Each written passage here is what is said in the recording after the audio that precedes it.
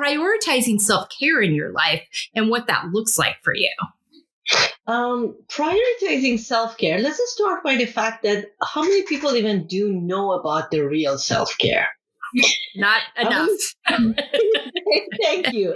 I start with my own story. I was thinking self-care is that my husband agrees to take care of my kids, and which they were very young at that time, over the Mother's Day weekend. So I can go and make an appointment in a overpriced massage place in a spa that they would be booked forever, and they could squeeze me in for that special weekend.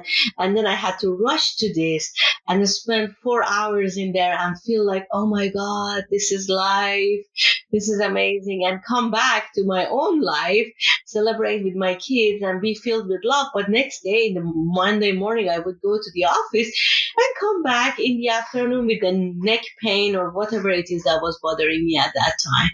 So at that time, my idea of self-care was this. And then I evolved to understanding maybe I can go and tell the kids that mommy is here, but don't disturb mommy, so I can sit in the bathtub for half an hour, and that is self-care. So there has been a lot of misunderstanding in there. I started with myself. That is a step toward caring for your body, but it doesn't mean it is self-care. Self-care is a more broader thing in terms of how do I tend to my physical, mental, and emotional well-being, whatever that might look like. And it needs some kind of thinking and reflection to discover that. Yeah. I love how you shared just your honesty about your own journey. I think so many of us start there. We think of those quick hits or those one things, and we don't think of it on a daily basis. As women, we're just kind of, you hear this narrative, go out there, save the world, be everything to everybody all the time. And we don't stop to think of, if I do that on a continual basis without any time for me to refill my cup emotionally, mentally, physically, spiritually, my soul, I'm going to hit a wall at some point, and I'm not really going to be any good to anybody. So we have that understanding as women in general. And what you've learned is that that applies to people across the board. And in your work now, that applies to leaders. That applies to, having the tools to have, and how the impact of not taking care of yourself has on your whole life, not just your personal life. So just your ability to kind of make that connection, I think, is really powerful, but also just your honesty and how so many of us start, and how over time we're like, hold on a minute, this is not getting the job done. Do you have practices that help you today in the place you are now to attend to all those things you talked about? Sure. First of all, I had to, I have gone on a journey to learn that. Let's understand, what does it look like for me to feel my cup is full? And it can be different from day to day, because I promise you, Melissa, not even one person out of your listeners will tell me that they feel the same every day that they wake up. That's impossible. Exactly. That's why there are transformative technology tools like this Aura Ring that can tell you even how hour by hour your body is in a different place because of your based on your heart rate volatility. And when is a good time for you to work out? When is a good time for you to go and just sit and look at the tree in front of you? That is very important to first get to learn to slow down so one can connect with, where am I in these different places? It can be mental, emotional, it can be spiritual, it can be any of these things. But the most important aspect is that to have that check-in with yourself. When you wake up, before you touch that amazing smartphone of yours, which has made all of us captive, I guess, in this modern world, let's do a check-in and say, how do I feel today? Is today the day that I'm going to feel like I'm going to climb my Mount Everest, or today is the day that I wish there was a coffee feeding me every single second of my day. I mean, Yeah. we all can be in different parts of the perspective. So that's one thing that I have learned, to see where am I with my day today. Yeah. Granted that I cannot always control my calendar, because there are people in my calendar from before, events in my calendar from before. So if I do that check-in, then I will be able to see how do I strategize for the day that I have ahead of myself. I can see if I have meetings during the day, well, then probably I cannot go to a yoga studio first thing in the morning. Can I carve out 15-minute walk before my first meeting in the day? Is that a possibility? You see, it is a lot about strategizing, and that strategizing comes with you connecting with yourself. Yeah, that's a beautiful, I love that description. That's so good, because it's meeting yourself where you are each day. I've adopted a practice where I write down how I'm feeling each day. And I will note that. I'm like, okay, within that, and do the same thing. I'll look at my schedule. I'm like, okay, within that, what do I need today? And sometimes what do I need in that moment? I might come out of a meeting or a recording feeling very emotionally built up or excited. And I might need to add something, and okay, do I have space for a 15-minute walk? Do I need to sit outside for 10 minutes and just have quiet, whether it's a specific meditation or just quiet to shut things down and reset? Do I need to do a quick 3-minute breathing exercise to reset my nervous system? So, being mindful of those things early in the day, and then looking at your schedule, and sometimes all right, feeling where I am at today, where's my capacity? How can I best prepare myself to meet the expectations of this meeting, of this interaction? Is there something in here that maybe needs to be moved to accommodate something that has come up for me? But I love that daily check-in, because too many times we have these practices in place, but they become a checklist item rather than actually being restorative, because we haven't stopped to be mindful about what we need and entering whatever that is with intention. Right. Very true. It can become mechanical, even meditation. Yeah. A lot of people are learning about the impact of meditation. Well, meditation, first of all, is not for everybody. Self-reflection is probably a tool for everybody, but meditation is not a tool for everybody. For some people, it might be washing dishes that is very meditative. Yeah. I love how you pointed that out. That's really true. Because I can see that. Because when I work with people, I found very interesting ways of their getting into the zone. Yeah. And even for some people, extreme sports is that zone of genius. A lot of very big high achiever people that I work with them, they really need that adrenaline rush to feel at the peak of their thinking. Yeah. So it's very important to meet people where they are, as you said it beautifully too. The cushion is not where everything happens for everybody. Yeah.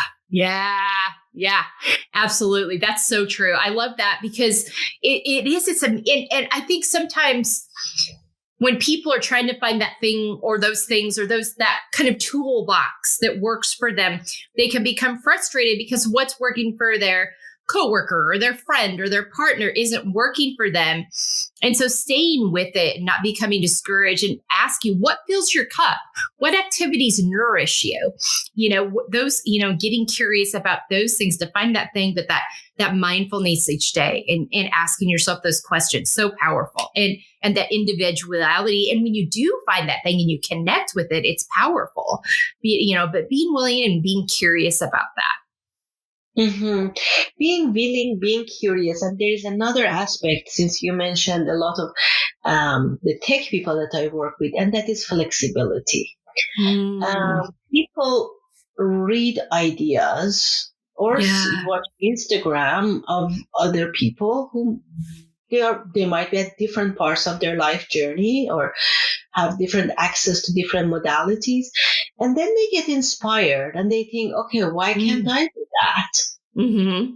Yeah. And it is very important to really be flexible with that. Mm. And that is a journey itself to become more flexible in our thinking. Mm-hmm. Yeah. Because we can judge ourselves and we can be the worst judge and the worst critic of ourselves. It is. We don't need a head mistress to come from Oliver Twist's book and do the work for us. We can be very well qualified to do that job ourselves. Yeah, we can do a number on ourselves with our self-talk and how we think about ourselves. I know something I've learned a lot about that the last couple of years. One of the things I've learned, and I talk about this a lot, is when I feel that sense of judgment coming on, trying to shift to curiosity rather than judgment, to try to get myself out of that judgment mode to a more neutral learning stance of being curious, so that I can hopefully, keep moving the needle and not take myself out before I've even started, because we can do that so easily. And I think especially when you're high achieving and you're used to in an area of the world being very successful, very smart, if you struggle in another area, sometimes you just you don't really know what to do with that. And you can really, it takes a hit on how you feel about yourself. So, being willing to sit back and be patient and curious with that, rather than rushing in that a flexibility piece, coming in, being flexible with yourself, flexible with trying new things, and being okay with everything not being a win or a success, but it's still something you've learned that, okay, that doesn't work for me. I know that. Right. So you said something that might be a key here, which is the win, success, our relationship with success, failure. Attempting things doesn't always mean that we will like them. Yeah. And that can become something of frustration for our ego. Yeah. I remember myself when I first went to my first silent meditation retreat, and in the afternoon after lunch, I would need to go and lie down and take a nap, and I was thinking in my head that you're missing out the opportunity of sitting in a group meditation, but at the same time I was sleepy. Yeah. And that was kind of a dialogue between, the moment that I was coming out of the place that I had eaten lunch, there was a path that was going to the meditation place, and there was a path that was going to the dorm place. And I remember at that junction, I was having this dialogue between my ego, as if I'm going to run in a meditation marathon somehow, that somebody is checking on me where nobody was checking on me. Nobody cared if I was there or not, frankly. But I had this dialogue.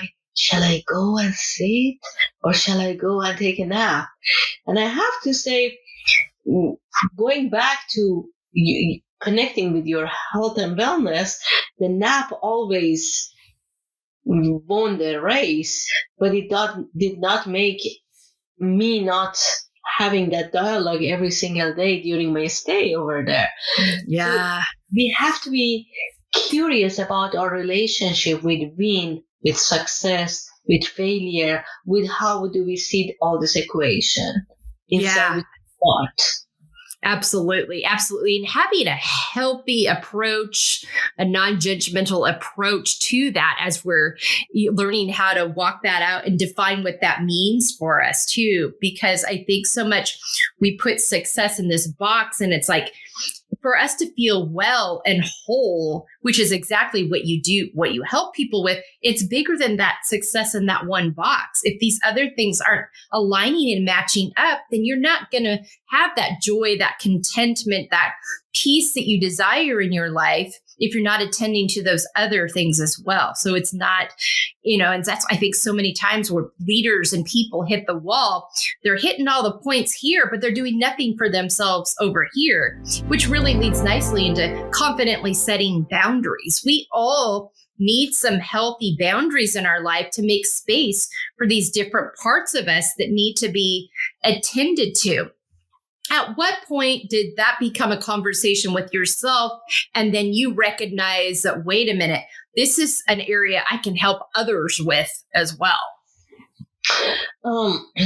So I kind of had an unconventional way of landing on this, because I think the whatever we want to say, the life, the universe gave me a lot of opportunities to learn things, but I did not learn. So I'm guilty of the same thing. I know exactly what you mean. So I had to land flat on my face at one point and not be able to pick myself up before I learned. I had to go and learn a lot of things. Yeah. But the thing is, one of the most important things is that really learning about burnout and learning about your own threshold of overwhelm and threshold of how much is too much for me. Yeah. Ever since pandemic, the word burnout is used all the time. Yeah. Like, a lot of people come and say, oh, I'm burnt out. My job has burnt me out. I know I'm burnt out. And I'm like, do you know what burnout is? Yeah. Because burnout and exhaustion are very different. Right. Yes. Yes. So going back to the boundaries, we need to first learn the definition of things. Because we hear things in the media, it doesn't mean that we know what they mean. Yeah. Yeah. So we need to first learn the definitions. And why do I say this is important? Because then you will be able to build boundaries based on knowing where you are with things. As a mom, as a working mom, and I felt I had a lot on me. Yeah. And I was feeling, this is one of the famous things that I discovered later. I was feeling like I'm walking on a tightrope while juggling crystal balls. Not crystal, like balls that if any of them falls, they break. Yeah. That's a lot of pressure. That's a lot of pressure on somebody's nerves. And I was overwhelmed. But I didn't know that I was overwhelmed. That's number one. Because I didn't know what is my boundary for things in general. Sure, you didn't know what your threshold was. No, I didn't know. And the progression of life was that I was a professional, successful, ambitious woman. And then I become a mom. And then all of a sudden I was responsible for not just me and my career and ambitious, but I was responsible for this other entity. Granted, I have a very good husband, but there are things that I felt my brain can do that his brain was different. I don't have an explanation for it. I'm not going to be talking about the neurobiology of humans here. That's not my job at this point in this podcast, even though there might be something in there. But I was feeling I'm responsible for this little entity, but not just their well-being. Who are they becoming? Yeah. That was a bigger thing that I discovered along the way. I mean, I could send them to a preschool and daycare or whatever that would take care of them from 8 to 6. But the bigger question was, in my mind, whose values is this little thing picking up? My values or the values of the people who are spending the majority of their waking time of the entity with them. I mean, whose values are we talking about?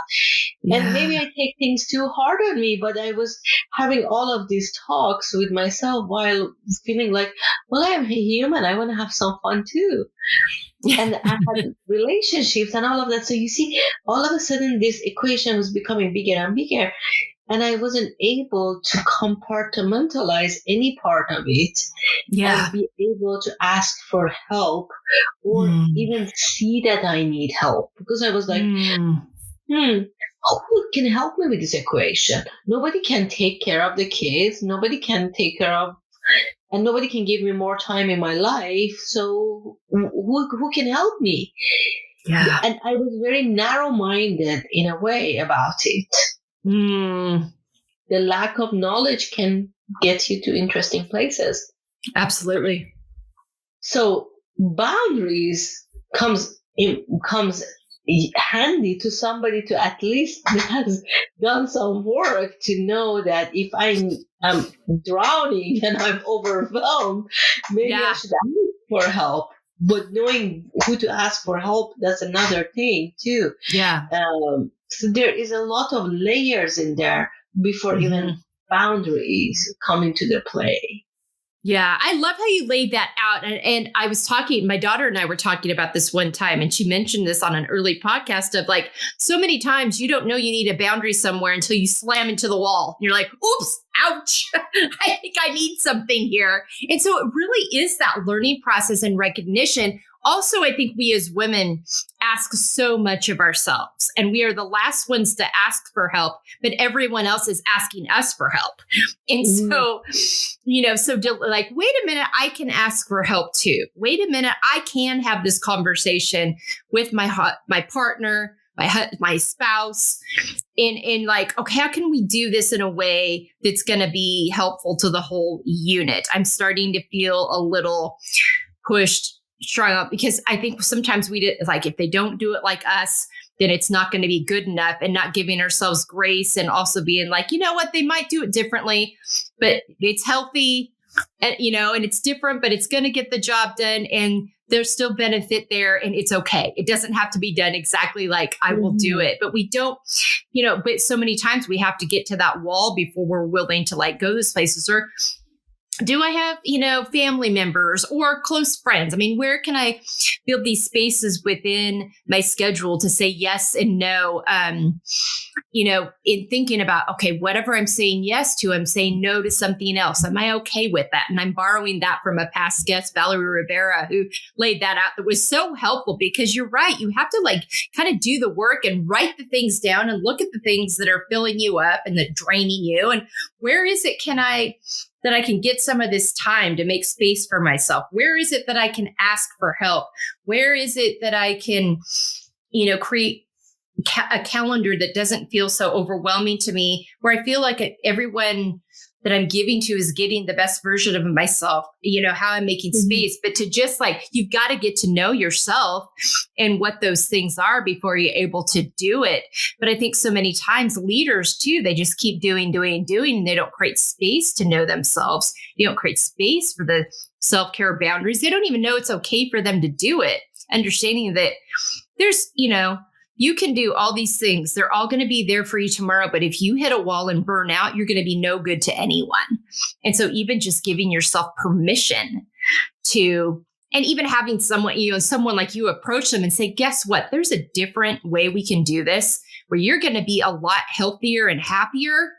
And also it's going to create more space for you to be creative and bring the energy you want to this. But it usually takes an outside entity or bumping into a wall repeatedly before we're willing to like sit down and look at those things. Yeah, true. And it depends on the way we look at things too, because especially like with a lot of leaders, I see that when even in the hard times, when I ask them, how are you holding up? How are things going for you? I feel the reluctance in the answer, Yeah. or the reluctance in accepting that, oh my God, maybe it's okay to really look at these other things that might be able to help me sometimes. People look down on some of these things. Yeah, there's still a lot of stigmas. Yeah, like I remember I have a client in an executive coaching relationship, and she said that, Kathy, you will not believe this. For the first time, I went and sat through one of these trainings that talks about stress management.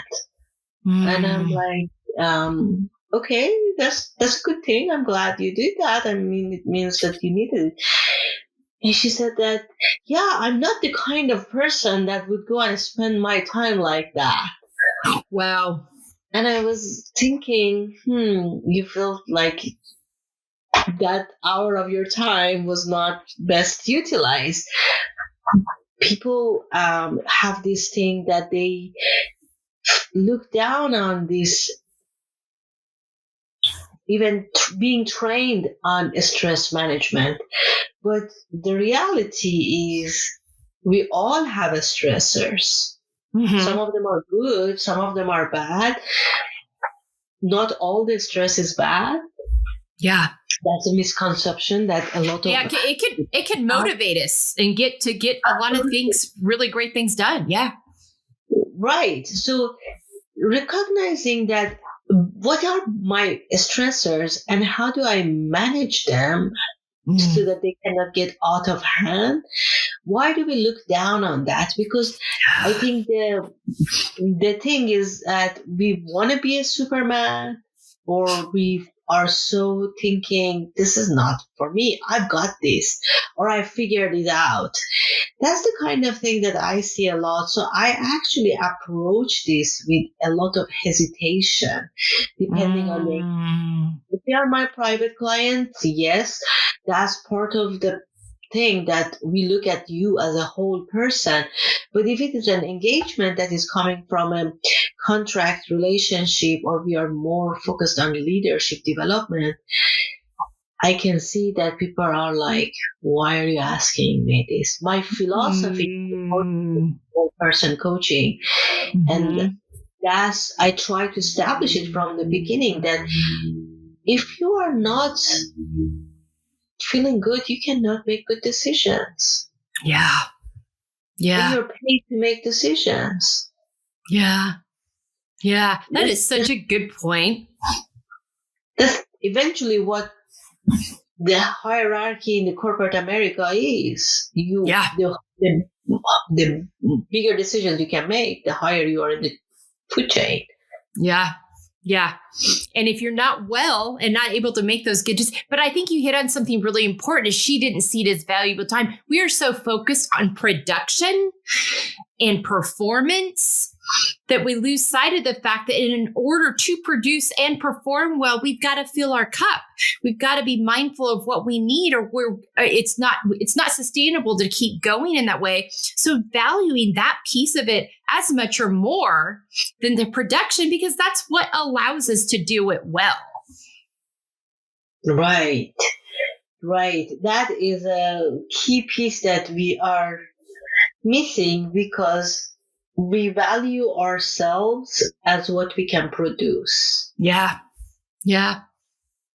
And what our roles are and our titles are. That I should say. We reduce. That's such a great way to put that. When it's just a piece of the pie of what makes us who we are. I mean, that is why I determined early on I wanted to introduce our guests by character traits rather than by what you do, to try to shift that narrative. Your value is based out of just that you're alive, that you're here. Who are you as a person? What describes you? How and in tune are those things what inform how you show up in the world, and how do you address that? But taking the focus, because performance and roles and titles, those things ebb and flow and change. Yes. if our identity is wrapped up in that, it's going to be a bumpy ride. Yes, but let's face the fact that corporate America, at most of the jobs, they are the majority of the hours of your productive lifespan. Yeah. So they become a big part of who you are as a person in your mind. Yeah. So when the separation happens, you are all of a sudden stripped of a part of your identity in your head. Yeah. And that's really, really hard for people in a country that the third question that they ask you when you meet somebody new is that, so what do you do? Absolutely. I mean, and it's built out of, we're in a capitalistic society in this country and in this world. And that's what it is built out of that. It's so interesting that you say that. What I have tried to retrain myself, and I haven't nailed it down because it's so ingrained in me at 54 years old, but I've tried to retrain myself when I meet somebody to ask them what they're passionate about. What are you passionate about? What do you care about? Rather than what do you do? And it's always it's always they always get such a surprised look. They're like, oh. And it's just kind of my simple way of trying to shift the narrative of learning about them as a person rather than just asking first what it is they do. In that determining their value to me. But it's even within that, even within this work I do, I have to think about it before we just don't fall into the, what do you do? I mean, it's just so natural to roll off our tongue because of how we've been, kind of in this society, what we've grown up, what we've been ingrained with, and what's been told to us is valuable and what makes us valuable. So that would be definitely a tricky one. Taking care of our emotional health, mental health, spiritual health, as much as our physical health, and that holistic approach that you take. Talk to me about your journey with that and how that's informed the work you do now. Sure. So the mental and emotional health and spiritual health, they are all three different paths, in my opinion. Mm-hmm. The mental health requires some, for me, and everybody will have a different journey, that I have enough time for my thinking, for myself, for being with me.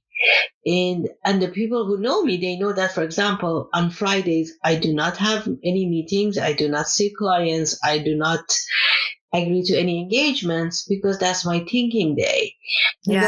And I built that on purpose. Yeah. Because that's a day that I learned from that experience I shared at the beginning, that just running to the spot like that will not get me. That kind of thing that I want. The key is consistency in whatever it is that you require to feel that you can nourish that part of your mind. It can be sometimes just meeting with somebody and having a chat. That could be the day, or it can be hiking. It depends on what it feels right to me. But the important thing is awareness of the fact that I need to spend some time on that aspect of myself. Now, when it comes to the emotions, it's a trickier situation because we live in a world at this point that there is no shortage of surprises when it comes to the news, and there's a lot of things that feels right to me. There are a lot of things that do not feel right to me. My kids go to school, they come back, tell me their stories, and some of them are very like, oh my God, to me. I know. So, well, there's a lot of emotions. I work with people that they share with me their very personal emotions. So I go on a roller coaster with them. So there's all kinds of that. And I really had to learn something, which is, how do you process all of these things? And also, sometimes I have to learn that maybe it is not a good time for me to identify with a certain emotion. Like what happened, and this is kind of a really charged subject. Like when USC decided not to have commencement, I went to my graduate school at USC, and the commencement speech to this date is very present for me. That really made an impact in my life.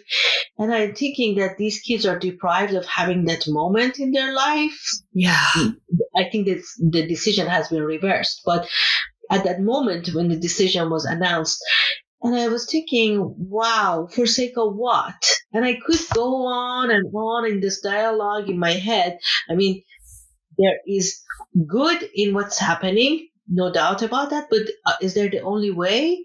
Are we going to solve solve this problem with the same level of consciousness that has created it? What are we trying to do?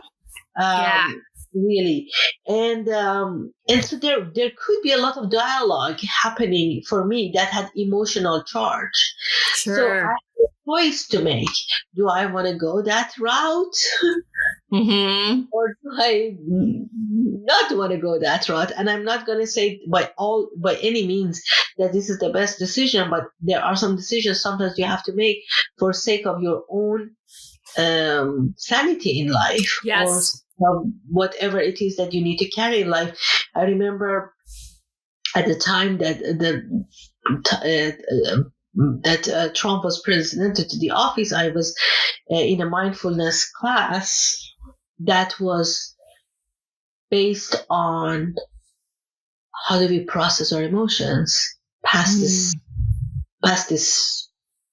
choice that has been made by the majority of the people, or however the mechanism is. I'm not going to go talk about the mechanism, because people can argue the mechanism that is not representative of the majority, maybe, but that's the mechanism of the voting in this country. And some people said that they have decided not to look at social media because they were having very big fights with their relatives and neighbors and all of that. And I couldn't understand it at that time, because at that time I was more into the mind of healthy dialogues, and I had maybe more capacity for that at that time. Yeah. At this point in my life, I did not have that capacity because of my own health stuff. So what I'm trying to say is that you need to go and take a look and see where your capacity is for the emotional increase. How much would you be willing to invest emotionally in some things that can be emotionally charged for you, that can bring sadness, anger, repression, whatever it is. I'm not saying to repress the emotions, but you have to see how much you are willing to go down that rabbit hole. That's really a thing to make decisions. So it's a mental, emotional, and spiritual. And the spiritual is a little bit more interesting, because a lot of people, and I have seen that they find a guru or somebody that they believe in, and they believe that whatever they say is the way of life. And I have always been challenged with thinking like that, because I do not think like that. I don't think any one entity has all the answers for you. Right. So you need to go and carve out, and even maybe sometimes ask questions. As a matter of fact, I was in a retreat this past weekend at Krishnamurti Foundation of America, and I had a chance to really sit with his thinking more and more. And I love the fact that his whole philosophy is about inquiry. Not believing in one guru is the guru for me, but inquiring about what is it that I need spiritually at this point. Do I need more of feeling of I am supported? Do I need more feeling of where am I headed with my life? What's the meaning of life? What's the purpose? We have to see what is it that can be maybe a combination of things. Like, yes, benefited from teachings of Buddha greatly. yes, I learned from Bhagavad Gita, but does it make me a Buddhist? No, I Mm. learned, but it doesn't Ah, make me a Buddhist. The people who are right. Buddhist, maybe they have found it in a different way that is more beneficial to their spiritual journey. Yeah. I will always learn from that philosophy, but it's not the only thing. I have learned from other people along my journey too. So I kind of assembled something for myself. I learned from Yogananda Paramahansa and what he has to offer. I learned from Buddha. I learned from this Krishnamurti about Mm. inquiry. And this has been my decision to carve out something for me. Mm. And I Yeah. can present it to my clients if they ask me, but by no means I will say, this is the way. Because I Right. don't think there is anything in this world that will tell you this is the way. And as a matter of fact, most of the conflicts we see in this world is coming from the fact that somebody thinks this is the way. Yeah, And it's this absoluteness. Yeah, with no room for nuance or curiosity. I love the inquiry piece that you talked about. I think that's so important. And going on that personal journey yourself in finding what fills you, what do you need? You asked such an important question within that. How have you found that having those connections with each of those pieces you've talked about, how has that impacted you physically? Do you feel when you're out of alignment with things in your body and you're like, okay, I got to go make some connect points here? Has that come up for you? Mm-hmm. So I think one of the things that has been detrimental for me is my realizing at one point that I had lost the connection to the wisdom of my heart. Mm. Because I was so like, does it make sense? Doesn't make sense? Or logical thinking, which is very much coming from my way of learning the way of living in this country and the fears that has came up with it, because Yeah. originally I'm from a different culture, which and a different upbringing, so I had a very different relationship with the heart. And then Mm. it was my realization that how much I have lost that. Oh, I wow. always believed in God, and God has been a dominant part in me. You can call it God, universe, whatever it is, but I have always believed that there is a higher power that has built this marvelous nature, at least Mm-hmm. Mm-hmm. human, but the nature.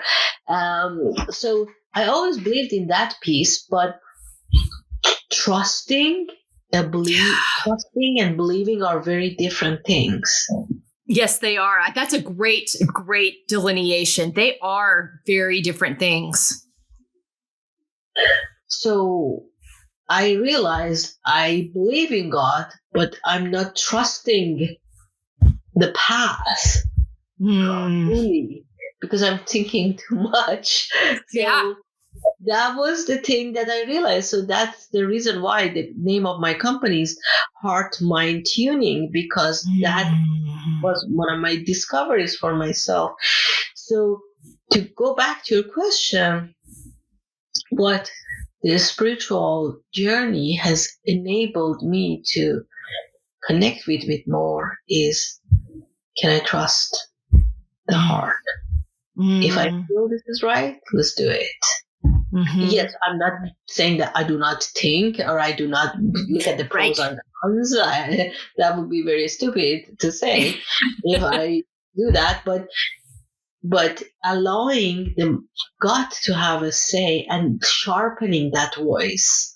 That is how I have been using more of these inquiries and the spiritual journey and learnings, because I really think the intuition needs to be flourished too.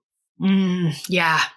Yeah. And I think that as women, we are not in so many spaces in this country taught, and in a lot of spaces, taught to trust that. We're actually told the opposite. Yeah. So we really have to go on our own journeys like, wait a minute, that was a narrative I was taught, but that doesn't mean it's true. And so unpacking and going back and trusting that inner knowing, trusting your heart, your intuition, that's where the power is. And if we can get back to a space where we lean into that more, it's going to be beneficial. But it's a journey I think you have to go on to unpack all the stuff you've been told that you've adopted. Or do you talk about how you got away from it, the different, being in this country and the different narratives that were there, you had to find your way back to it. And I think that is important, that you were able to recognize that is really important too. Yeah. Yeah. And then because that informs how you show up in the world, that informs the kinds of things that you feel aligned with, what you put your heart, your time, your passions into. And so it's so important to have that connect point, because if you don't, you're going to feel out of alignment. You're not going to feel content. You're not going, no matter how successful you are on the surface, whatever people define success by, your job success, your job title, family, car, house, whatever it is, it's people decide in society you're successful. If those things aren't in alignment, you're not going to feel that. You're not going to enjoy that. There's going to be and what's the point if there's no joy, if there's and life is wild and crazy, and it's not always going to be, but you can find a space where if you're listening to those things, I believe you can find contentment within that if you're aligned with paying attention to that heart piece. So I'm so glad you talked about the journey and coming back to that. I think that's so powerful. How we can support ourselves and others in living unapologetically. I feel like you have learned to do that. And now you're helping not just women, but people in general do this as well. So talk to me about that unapologetic journey for you. Yeah, the thing is, first of all, I have to say, maybe I can say, out of my clients, 65 or 70% of them, they are men. Oh, wow. Women. Wow. Because, I work with a lot of people in male-dominated industries. Exactly. That's true. Yeah. Yeah. But it's interesting, when I wanted to put together the group programs, I was like, okay, I want this to be with women. Yeah. Because I think in that kind of a space, there can be more closeness to the collective wisdom of women for themselves, maybe men for themselves, but I'm not a man and I might not be able to serve as well. So in my groups, I focused more on women a lot of time. So that was an interesting thing for me, even though most of my one-on-one clients are men. Okay. But going back to the question of an unapologetic living, it is a very profound journey because in order to become a high achiever, you have satisfied a lot of people in your life. That is so true. Yep. and met their expectations of you. Exactly. And at some points, your expectations have taken the back seat. Yeah. Or even what you want has taken a back seat.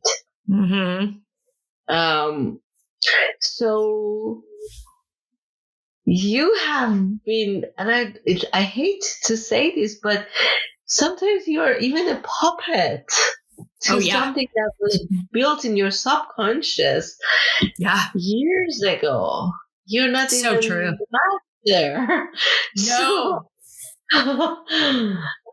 So in order to evolve from a puppet to a master, you need to go on a journey of really understanding your own meaning and purpose, your own values, and then that becomes your assessment. Then you start learning about, okay, how do I talk to myself? Yes. what are my strengths? What are the monsters I have in my mind? Because we all have mind monsters. We do. And you need to really allow yourself to go on this journey of going to the ground zero of breaking some of the things that you felt they are sacred. Yeah. But they're not serving you, and they're not your voice, nor your expectation, or even the thing that you're aligned with. Yeah, once you break them, then you can decide if you want to glue them back and keep it for yourself, or you just don't care, you want to put it in trash can. But once you have broken them, then that becomes your decision. Yeah. Not a dictation. Yes, it becomes your choice, not something that was imposed upon you. Because you hear the word corporate puppeteer all the time, and that's not by accident. No, it is not. Not everybody can actually work for corporate America, in my opinion. The same way that not everybody can become a real entrepreneur. Right. Each of these have certain qualities of a person. They require certain qualities. That's why I tell people, when you want to venture from one to another, you need to build those qualities or you will fail. Yeah. Or you will be very miserable, even if you don't fail. Exactly. Yeah, absolutely. So to answer the original question of unapologetic life, you really need to do a lot of work in you before you get to that stage. And it is not, people, unfortunately, with the advent of social media, people think that, oh my God, if I drop everything and go and live in an island for 9 months, then I've done it. Yes. That's so true. Yes. No, it's not that simple. You go on putting your life savings up for trading it in a life that you go and live under a palm tree and just stare at the ocean for endless hours. It will help you with self-reflection. I'm not going to say it will not, but that's not all that you require. Because in order for you to break something, you need to first identify it. And that's where really my kind of work comes in, because you do not see it yourself. If you could see it yourself, you would have done it. Yeah, you would have done it. That's the thing that I see 99% of the time that when I have a strategy session with people, they think that, oh yeah.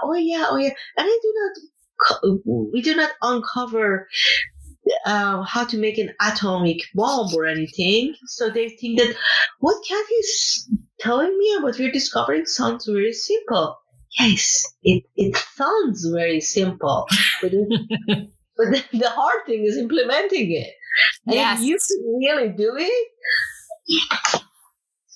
you would have done it by now. So the fact that you're talking to me is telling you something, and you leave the session feeling fulfilled that I've got it. And you come back 3 months later and say, hey, Kathy, I really couldn't do it. And I'm like, yeah, you couldn't do it. There's a reason.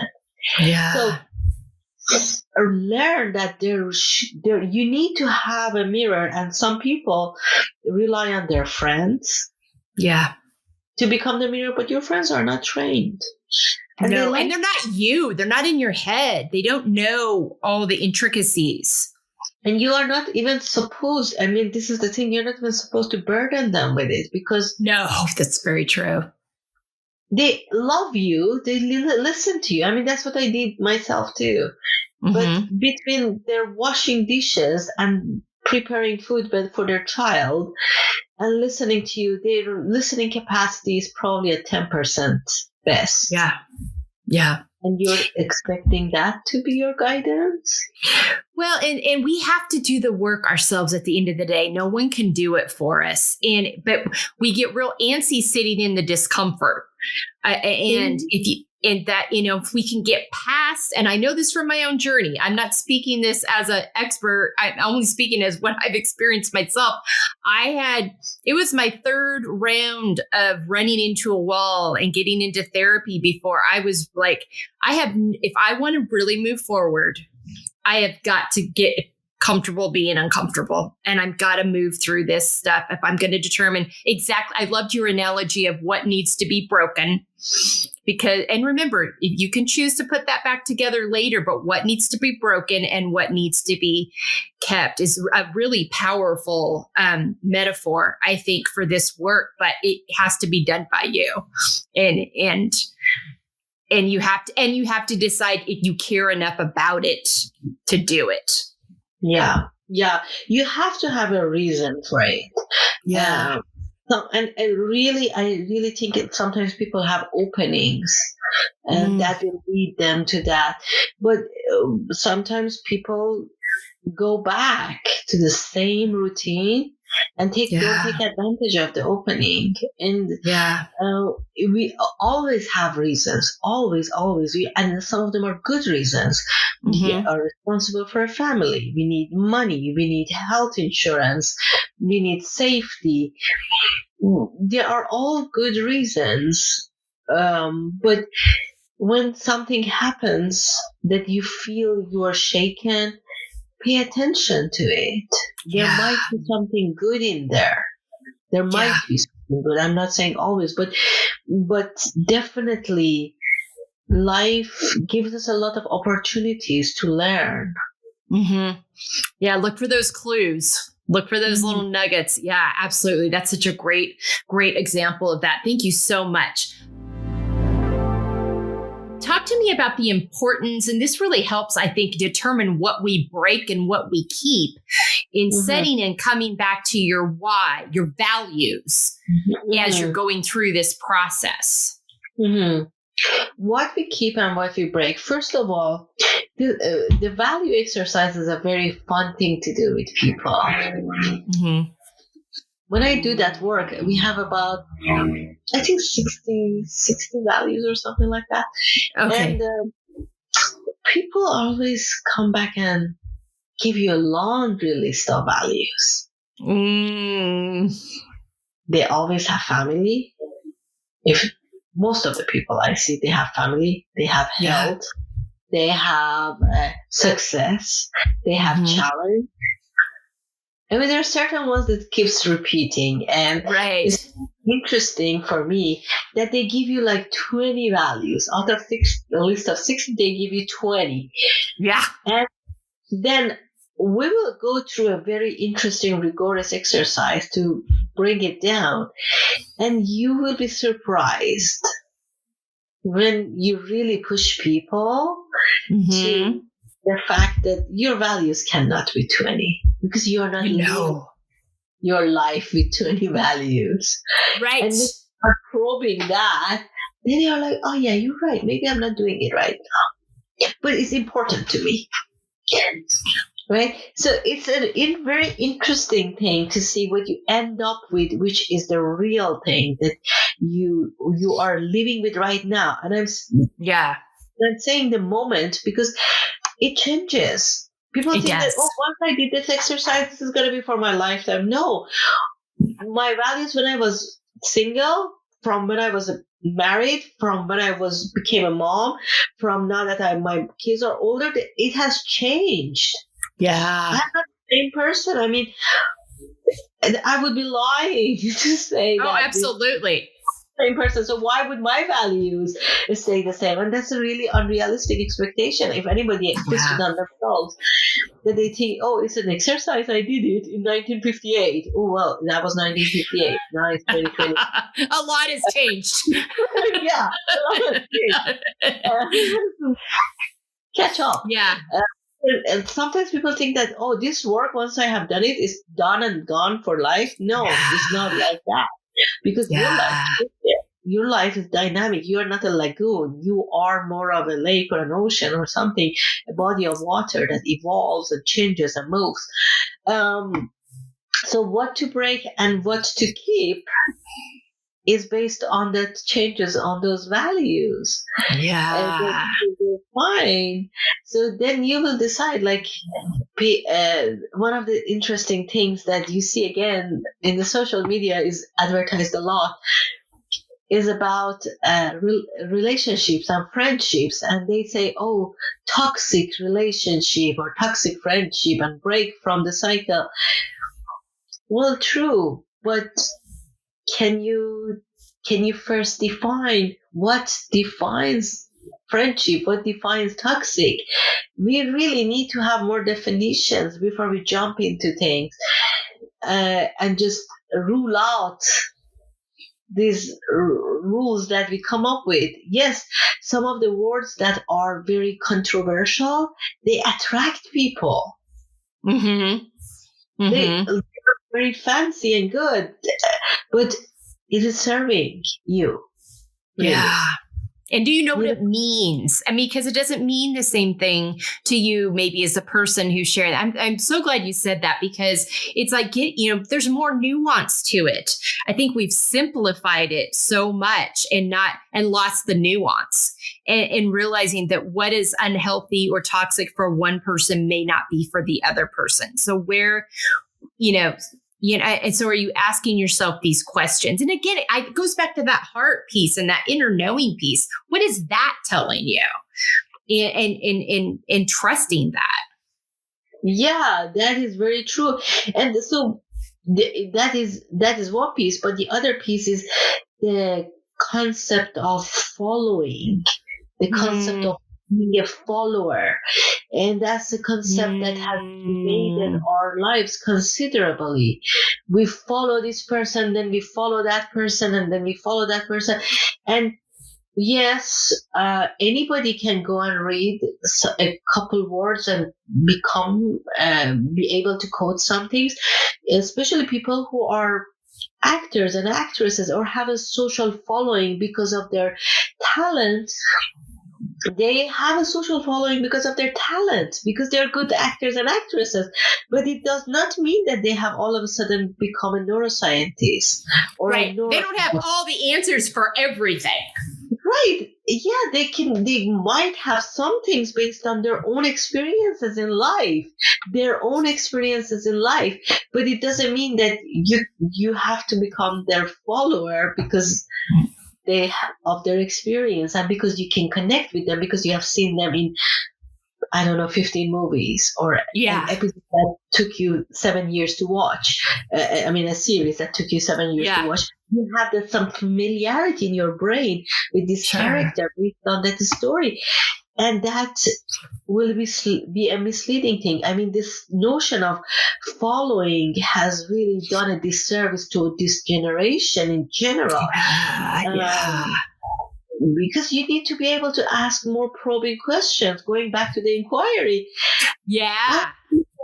Does this person have the credentials to be listened to by me? What am I learning? I mean, where is this? Absolutely. Is this backed by science? Is this backed by what? Yeah, what is this based in? And is it trustworthy? Yeah, the fact that the person has 1.1 million followers doesn't make them trustworthy. It makes them popular. Exactly. And the difference between that too, I think you've made such an important point here. This whole generation, the last 10 years, 15 years, and continuing forward of the fall, you see the big thing with really famous people. And I'm not nothing against her, but I'm going to use Taylor Swift as an example, the Swifties and their allegiance to this. Yeah. I'm like, she's very creative, great entertainer. Absolutely. Has figured out the way of doing this in a way that connects with people. But also she's a human and there's a lot, when you see the almost, and this is not in everybody, but almost kind of an addictive, in the defensiveness that happens when something somebody challenges something she's done or said something, the uprising that happens with the people that follow her. I'm like, have you thought about the whole situation? I mean, each situation is an individual situation, and she's not going to get everything right all the time, and nor should she be expected to. So before you person. Exactly. But when we follow and we put people on these pedestals, it's not healthy. And so it's like, you can be an admirer and respect the parts of the things that she does well. And I'm just using that as an example because it's got such a big hold, and it's such a part of the news right now. Like, such a part of the news right now. So that's an example of that following piece. I'm like, we can respect and honor and enjoy parts of the gifts that people bring while also maintaining nuance and curiosity and inquiry about other things, and not assuming that just because they're great here means that they're just all knowing in all these spaces. Absolutely. You are very right. But at the same time, if we look at the root of it, is our laziness in thinking. Yeah. I like laziness in thinking, fear, insecurity. There's so many things, and we haven't been trained to ask the questions or think, because so many times we don't know how to communicate. We haven't learned how to have a nuanced one-on-one conversation with people because of email, texting, DMs, all these other things that have taken us out of a space of asking probing questions, getting a sense of people and what they're grounded in. I mean, I think there's just a lot of pieces that go into it. And because of all these things we are such a immediate, society now, because all these things that are at our immediate, we can push a button and have something right away. We've lost our sense of patience and as well. So I think all of that, the wanting someone to decide it for you, and part of that comes from being wore out in other areas of our life. So we don't make space to be mindful, to think, to create a context for that as well. I mean, there's just so much that feeds into it, so many layers to feed into it. Mm-hmm. Mm-hmm. Yeah, there are so many layers, but it all starts with our attention.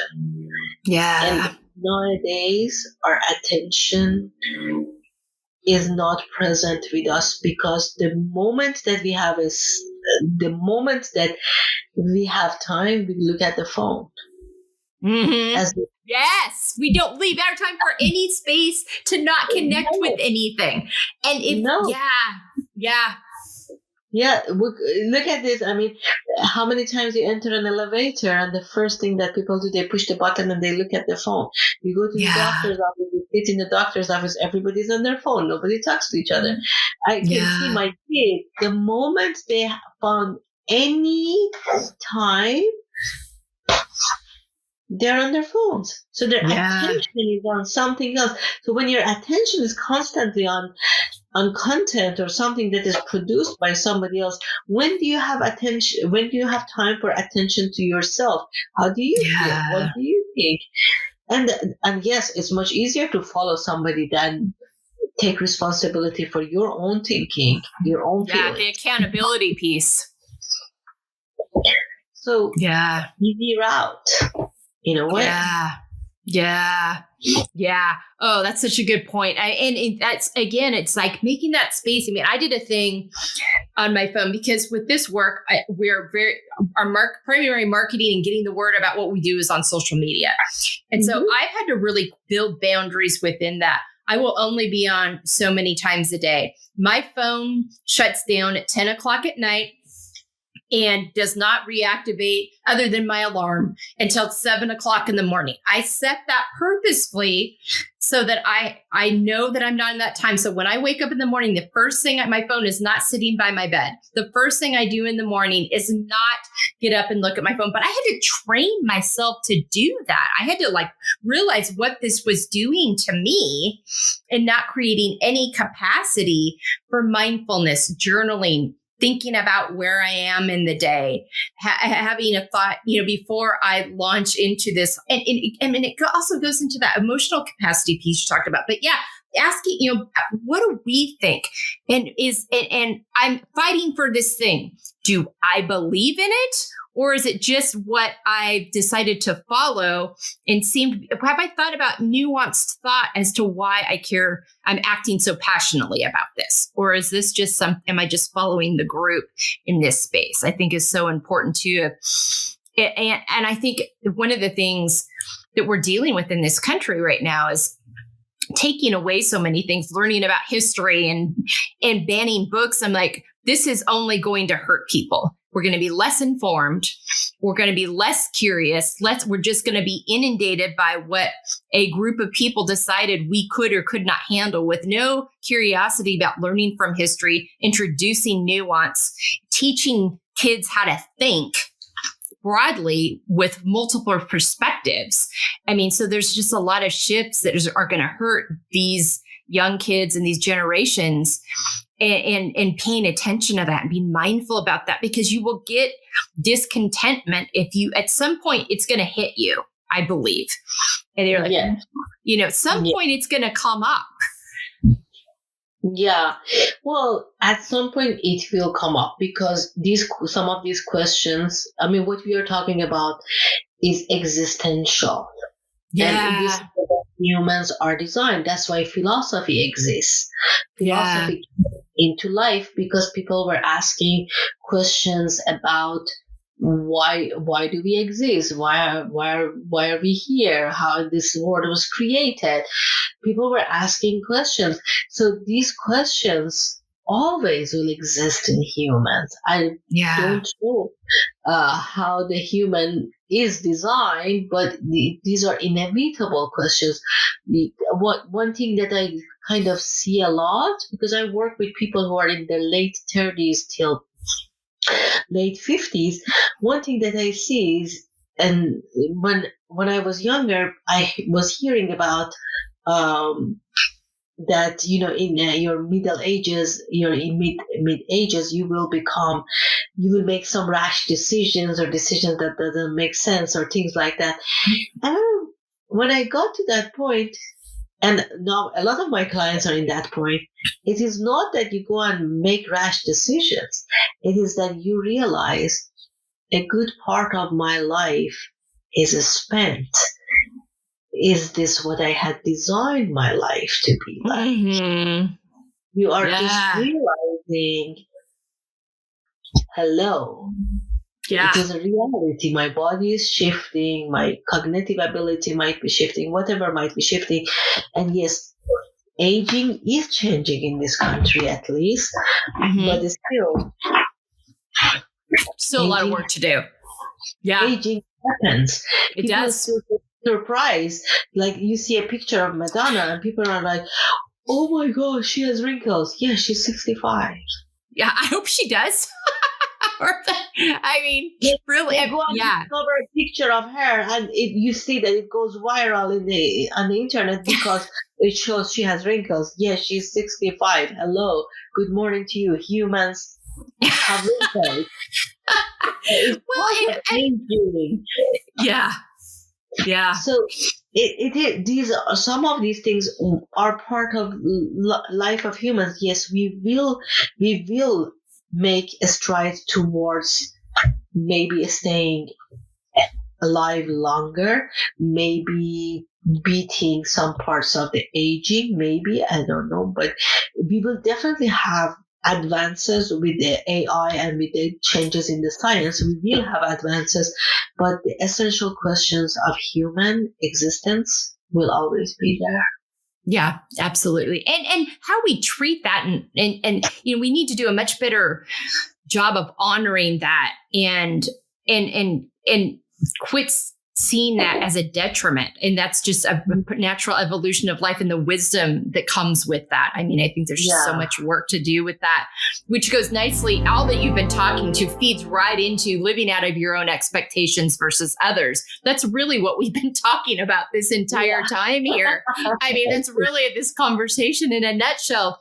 But is that when you're working with clients, for you yourself, have been on your own journey of figuring out how to do this.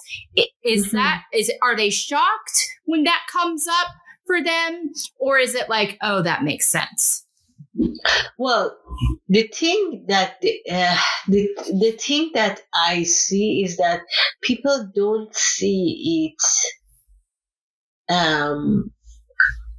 as, oh my God, I'm becoming wiser. People see that something has shifted and I don't know what it is and I am confused. Yeah, that's a really good point. It's like something's off and I'm not feeling as happy, content, whatever as I should. I'm not sure what it is, but something's off. Yeah. Right. Like, I wanted to become the vice president and I've become the vice president and why am I not feeling like 100%? I mean, I made it or whatever the case is. And so what's the piece? What's going on in here? That is some people are brave to ask that question. Absolutely. And some people are like, oh, this is midlife crisis. Yeah, it's an easy, snappy title to put on. Yeah. Go order your, I don't know, Tesla or the next whatever interesting car that you can. And you're like, but you drive the car for a week or two and it's exciting. And then the third week is just another object to get you from point A to point B with more bells and whistles and maybe a more expensive maintenance tag in your account. So people look at it that way. Something is wrong. Something is off. But they do not become curious that what does that mean? Some people become curious. That's when that's one of the things that we work in to see how are you moving towards living your legacy. Some people will find fulfillment in that. Legacy at their work, legacy with whatever it is. Maybe it is beyond their work. Maybe it is board, becoming part of an advisory board. I was in a session that they were looking for volunteers for board positions for nonprofit organizations, and it was packed with very solid people wanting to do something beyond their contribution to the world. So that's one manifestation of it. But you have to see what is there for you at that point. It's a very tricky thing to satisfy yourself in a way that you feel like, yeah, I'm comfortable with this. Yeah. And I think it would just like being willing to be curious, be willing to ask yourself those questions, not looking for the quick fix, because it won't be a quick fix. But if you're willing to do it, if you're willing to identify, again, those pieces, then there's such a trickle down effect. I mean, for me, it's like, okay, what are my expectations? How am I communicating them? How is that affecting? Is this, the values piece derives from that. And then the boundaries piece within that derives from that. They all feed off each other. But if you're not, but you got to be willing to ask yourself those questions and get curious if you really want to get to that long-term contentment piece and sit still long enough to pay attention without the outside distractions. And I think that's the difference between people that really do become content and people that don't. And that's a simplified way of looking at it, but that in my journey, that's what I see. Yeah, well, you don't always need a very fancy thing to become content in life. No. Contentment is, as a matter of fact, a state of mind that you need to build it. Yeah. And decide what feeds that for you and what doesn't. Yeah, you see, you are a high achiever, you're ambitious. And ambitious manifests itself as, I got to this. Okay, thank you. What's next? Yeah. And then you go on the journey again, and then you get to and if you want to be always like that, you're never content. No, exactly. You just keep going and keep going and going. Yeah. And you never get off the wheel. Exactly. So that's very important to see how to build contentment in one's mind that Yeah. genuinely feels right. Because if Yeah. I just told them, "Oh, you became vice president. Why do you care if you become C-suite or not?" Do you think that will get any solace to the person in front of me? No. I'm Yeah. not changing their mind. I'm just giving lousy advice. Yeah. You have to understand the psychology of a person and go and start doing that inquiry so that they can figure out, okay, what is my relationship with contentment? Mm. I Yeah. cannot dictate it to anybody.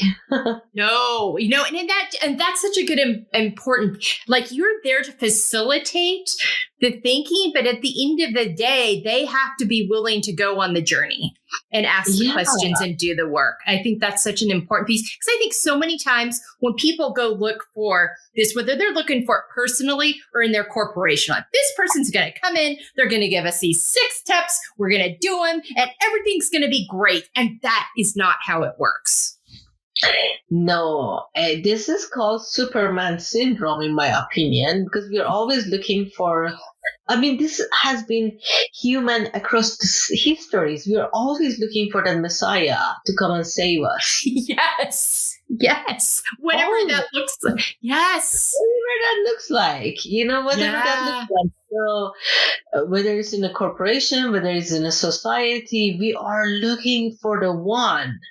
Yeah. There's always that, where is the one?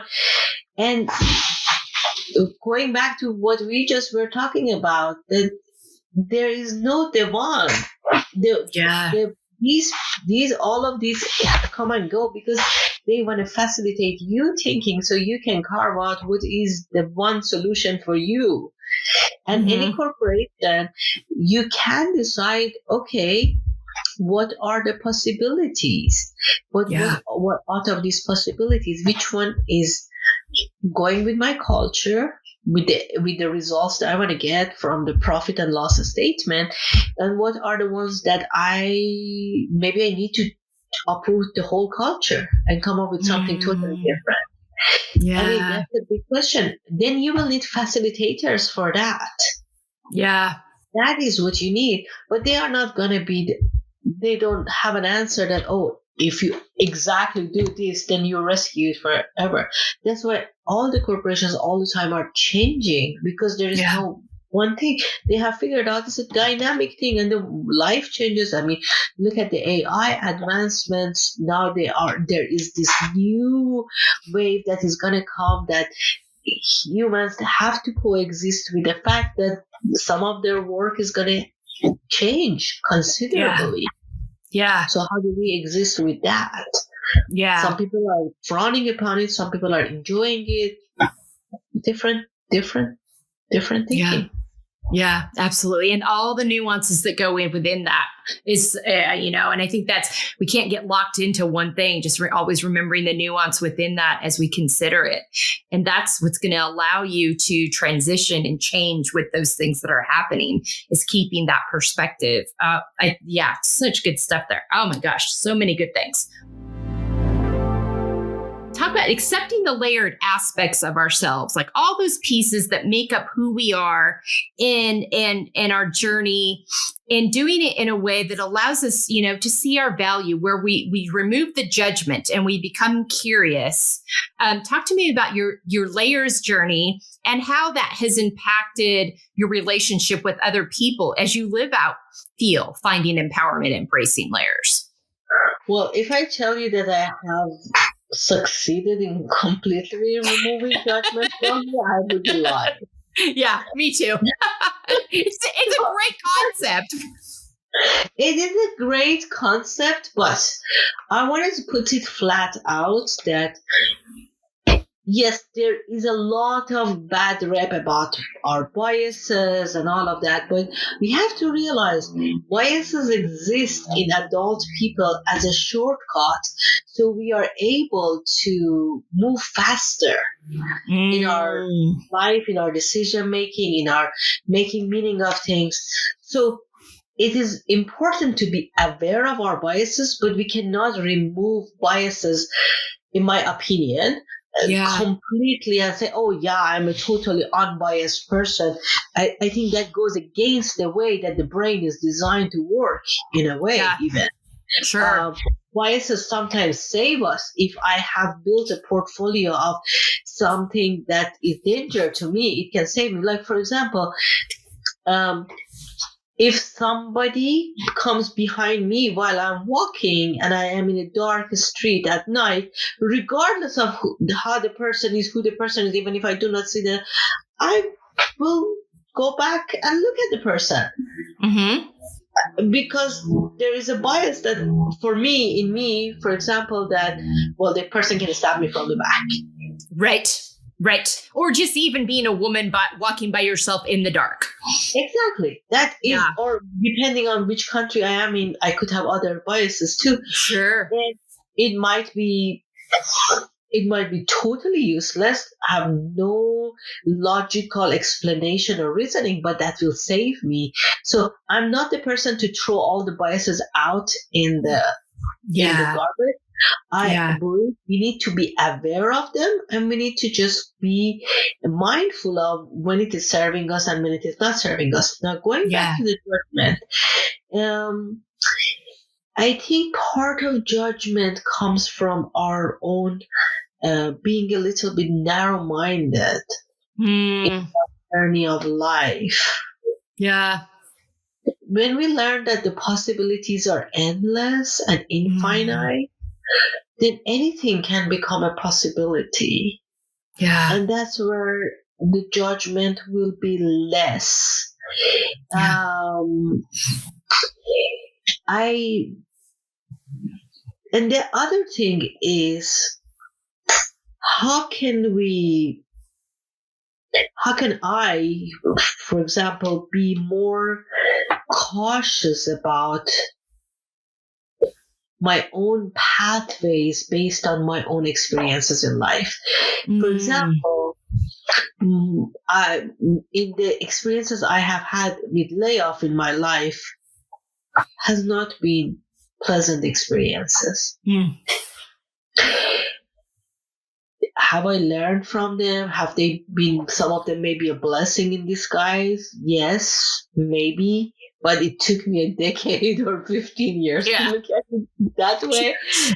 Definitely at the moment, I was sad and shocked and all kinds of other angry or whatever the case was. Yeah. So in me, there is a judgment that when a person is laid off, they are sad.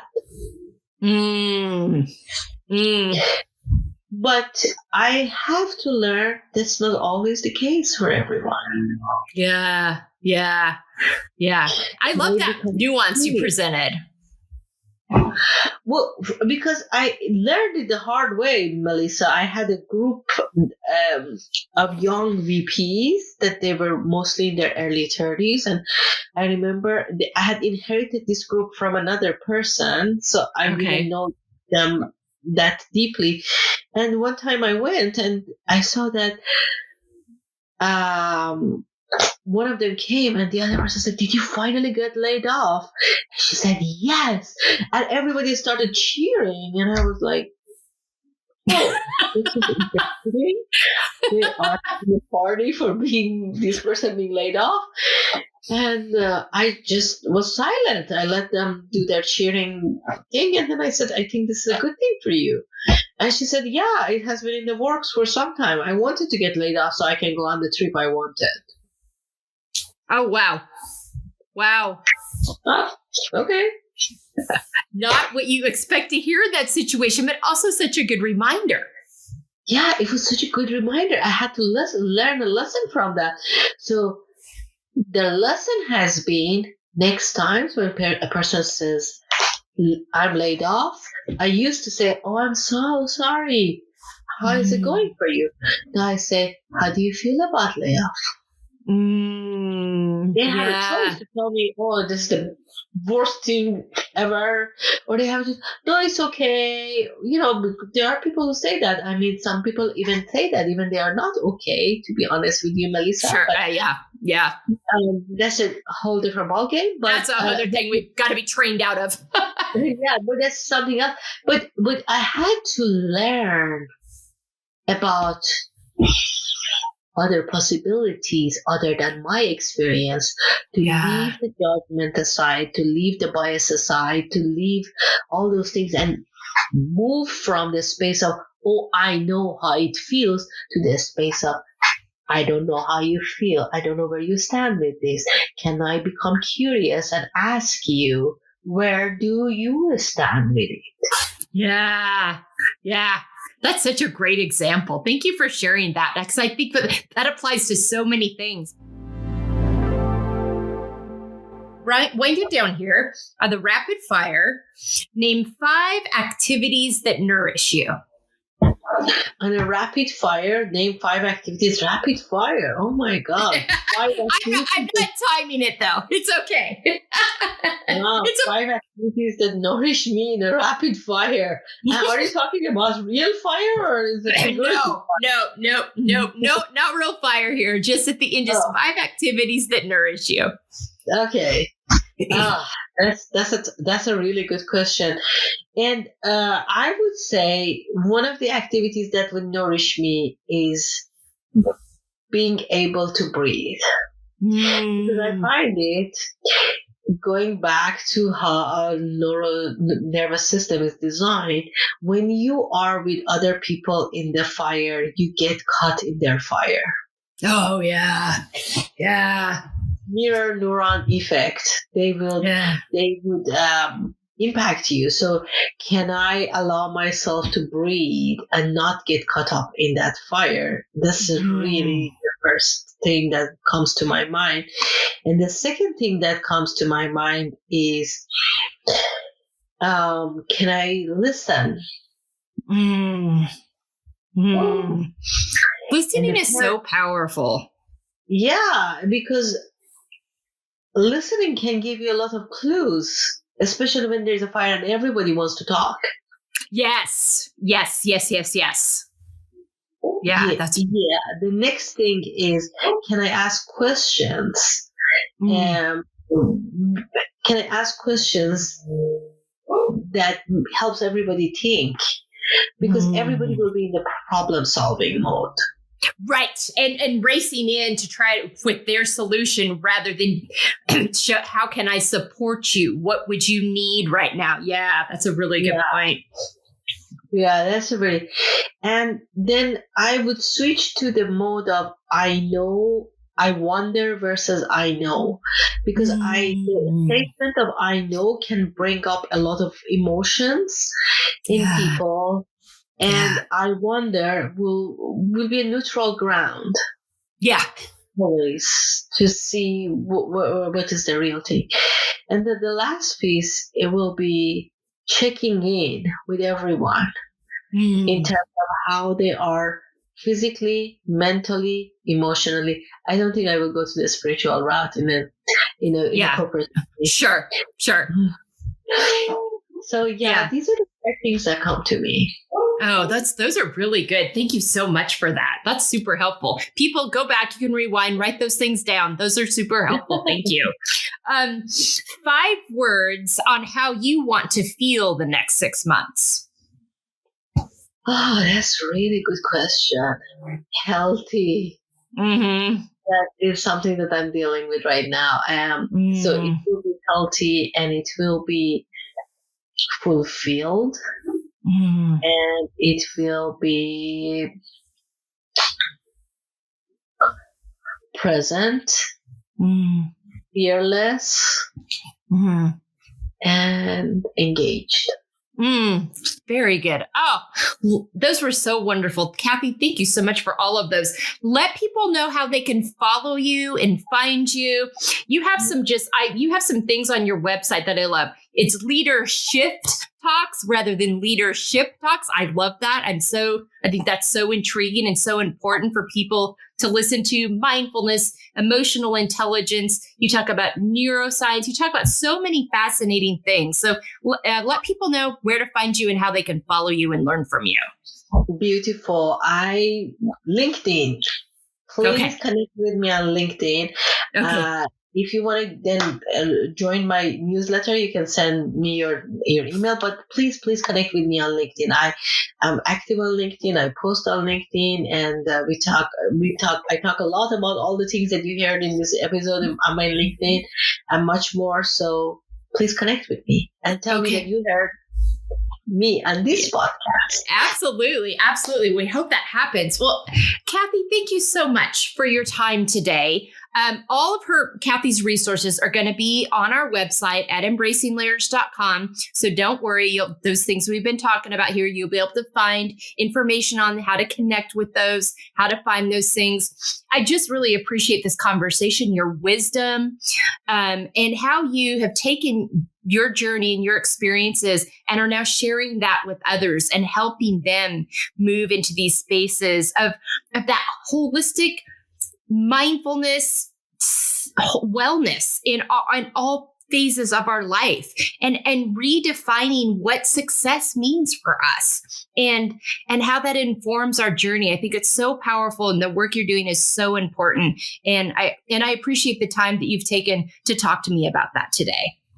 Thank you very much for having me, and really amazing questions. I learned from you too, and I cherish the opportunity that we could have this conversation together. Oh, thank you so much. That means a lot to me. I really appreciate that. All right, folks, I know that this has given you so much to think about this week, and I'm all the gems, all the nuggets. And so the beauty of it is you can go back and re-listen and take notes and write these things down. But follow Kathy on LinkedIn, see what she's doing, learn from her, and ask yourself, be curious this week.